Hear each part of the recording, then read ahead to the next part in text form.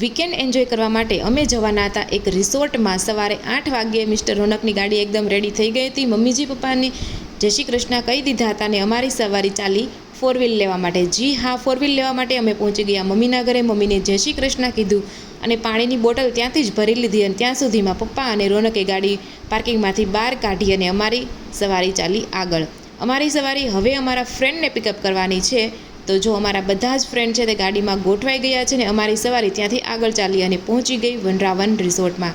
ત્યાં અમે check in કર્યું. લગભગ 12 જેવો ટાઈમ થઈ ગયો હતો અને પછી ત્યાં બપોરા કરી લીધા અને પછી 5 વાગ્યા સુધી રેસ્ટ કર્યો કેમ કે તડકો બહુ વધારે હતો.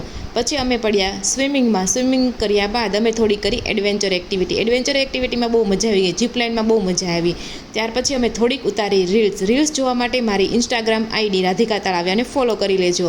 સાંજનો ટાઈમ થતાં અમે ત્યાં વાળું કરી લીધું. વાળુમાં કઢી, ખીચડી, શાક, રોટલી હતી. બહુ મજા આવી ખાવાની. ખાવાનું ખૂબ સારું હતું. ત્યાર પછી અમે આઈસ્ક્રીમ ખાવા માટે ગયા રિસોર્ટની બહાર, પણ બધી જ દુકાન બંધ હતી. ફાઇનલી એક દુકાન ખુલ્લી હતી. ત્યાં અમે આઈસ્ક્રીમ ખાધું અને પાછા પહોંચી ગયા વનરાવન રિસોર્ટમાં. પછી અમે ત્યાં કુદરતી માહોલનો આનંદ માણ્યો અને પછી સૂઈ ગયા. ફરી મળીશું કાલ નવા બ્લોગ સાથે.